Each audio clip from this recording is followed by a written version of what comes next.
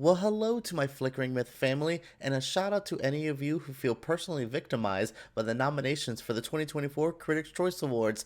I have quite the video for you. Yes, in this video, we are going to be looking at the nominations for the Critics' Choice Awards that are coming out this January. I happen to be a voter for the Critics' Choice Association, so is our written counterpart over there at Flickering Myth, Rob. Oh my goodness, I am so excited to dive into these nominations. And then I saw the reaction on Twitter.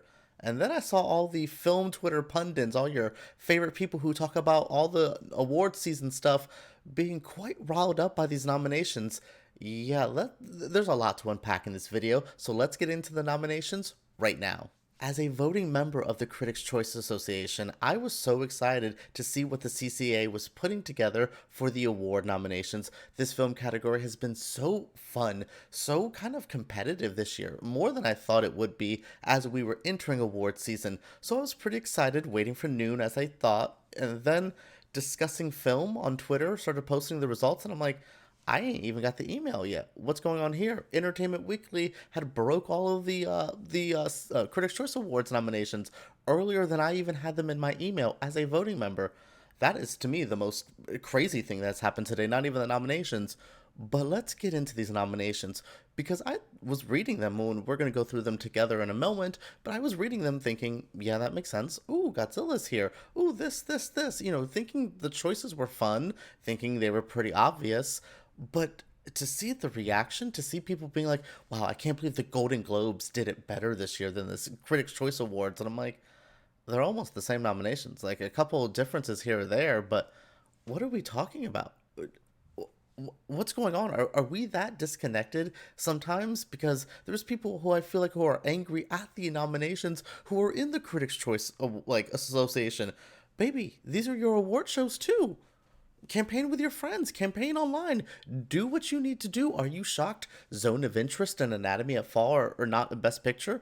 Have you talked to anyone in the CCA? Because nobody was talking about those movies. It's been Barbie, Maestro, Oppenheimer, the obvious picks that we've seen. So I'm not shocked that the Critics' Choice Awards went with the obvious picks that the critics liked because the critics are voting for it.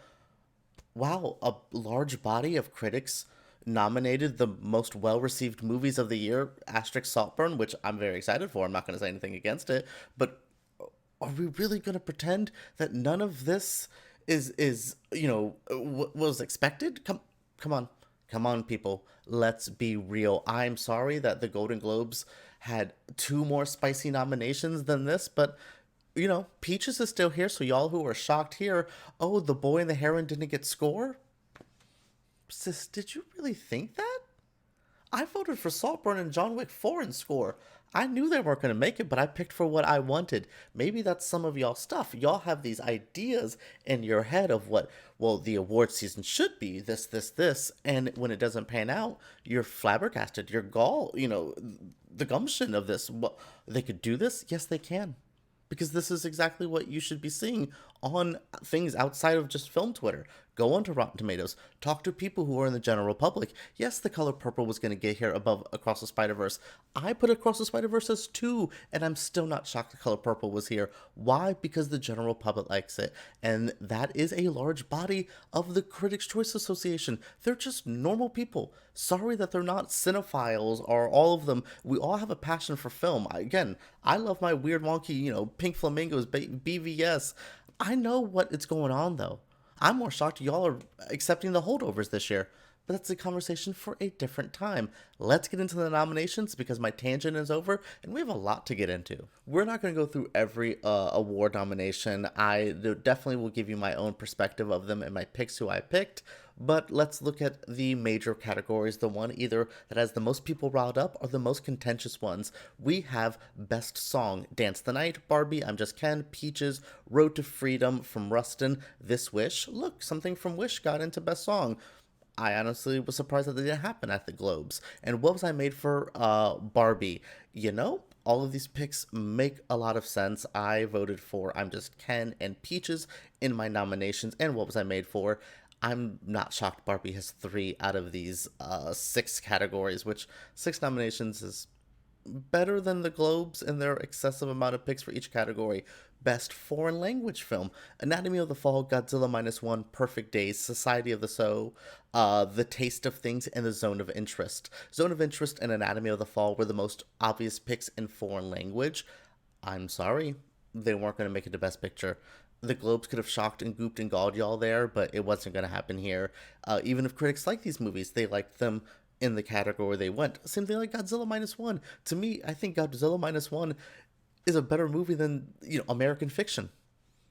I'm not shocked though that American Fiction made it to Best Picture over Godzilla Minus One. Sometimes separate you as a person and awards. Anyways, Godzilla Minus One would be my pick here, but actually, out of all of them, Anatomy of the Fall would be the one who I think would win, and who I would vote for if I wasn't going to just give my votes to Godzilla Minus One. Sorry, all of these movies are pretty strong except for Zone of Interest, which I did not like. Best Animated Film: The Boy and the Heron, Elemental, Nimona, Teenage Mutant Ninja Turtles, Spider-Man Across the Spider-Verse, and Wish. Wish getting nominated at both the Golden Globes and CCA makes no sense. Elemental's here. Disney does not need their multiple noms, especially because Wish is not that strong. Across the Spider-Verse. The Boy and the Heron is doing a late in the game pool with really good box office, really interesting reactions from more pundit film twittery kind of people, so could do well here. I think Spider-Verse should win, but who knows. Best Comedy: American Fiction, Barbie, Bottoms, The Holdovers, No Hard Feelings, Poor Things. I think No Hard Feelings is the best comedy, straight up. No other comedy slash to its thing. No dark comedy, the best comedy, No Hard Feelings. Barbie's really funny though, and I think Bottoms, actually, Bottoms is good. I like Bottoms. I don't love Bottoms. I wanted to love Bottoms. I liked it a lot. Poor Things might get it here, but I would actually vote for No Hard Feelings, shockingly enough. This is the point where I jumped over some nominations. VFX, I would have loved Godzilla Minus One to be there, but it makes sense it's not there. Cinematography, I really want Maestro to win if things like Saltburn weren't there. Oh, wait, Saltburn is there. Because we're smart. We nominate Saltburn in categories where Saltburn deserves to be nominated. Saltburn for cinematography for me, but Maestro is my second pick there. But yeah, let's get into these acting categories. Acting is surprising for some of them, and for the most part makes sense.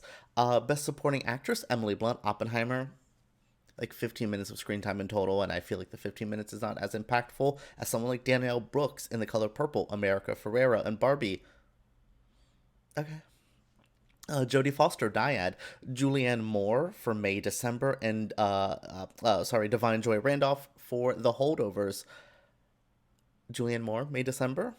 Danielle Brooks, The Color Purple. Those are the top contenders. Those were two of my top contenders that I had on my ballot. Danielle Brooks was my top pick. I didn't want to overload it with The Color Purple girls because Taraji could have been on my list.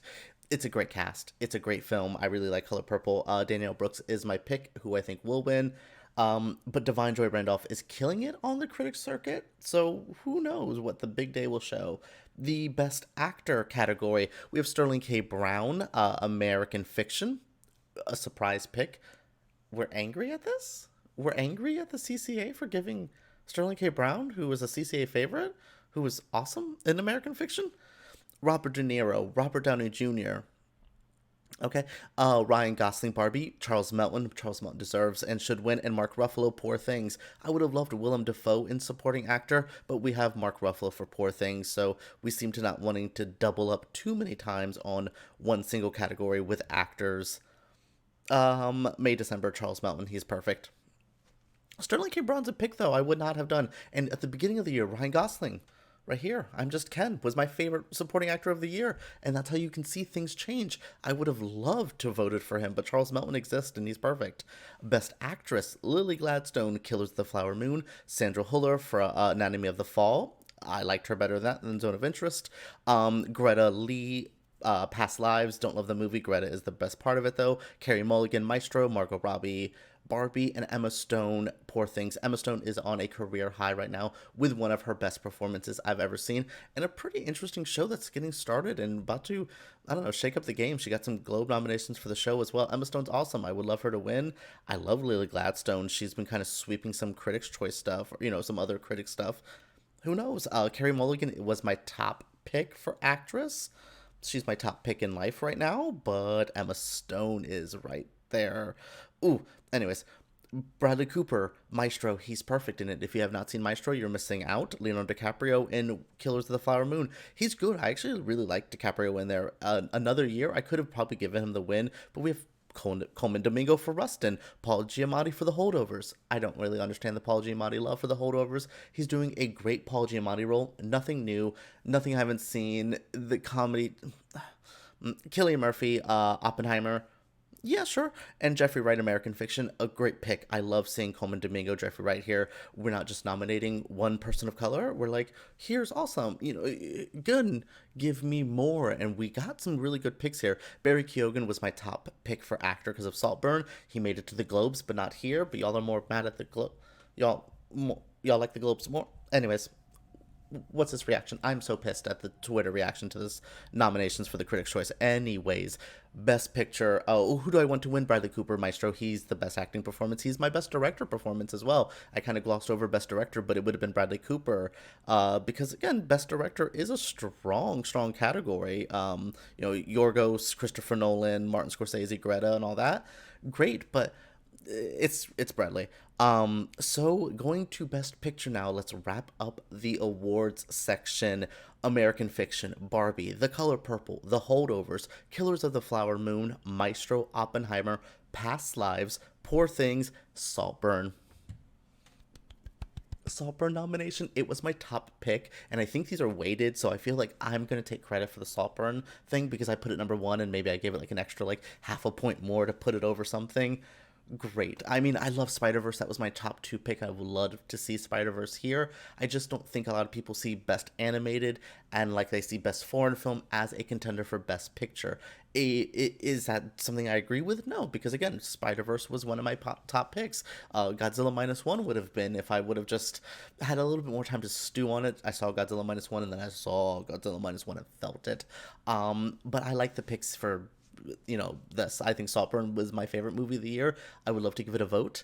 I don't know if I will though, because I think I'm going to give it to Barbie, because I think Barbie is a great film, has a lot of things it could win, but Barbie winning director picture would be so fun. So I'm so wanting to give Greta the things because I do love the film and I also want to see it win over something like Oppenheimer, which I think has a better chance. I don't want to see The Holdovers win. I think The Color Purple's great, but I don't know if it's going to win. American Fiction's good. Do I think it's like a Best Picture winner? No, but it is good. This is a strong Best Picture contenders. I'm sorry that you guys wanted international films, or I want horror movies to be here. I want to talk to me to be here, but it's not. Again, I know what I'm not shocked that the best reviewed films asterisk Saltburn, which has decent reviews, are here. These are the best reviewed films, so these are the critics reviewing the movies that they thought were the best. I went over that already.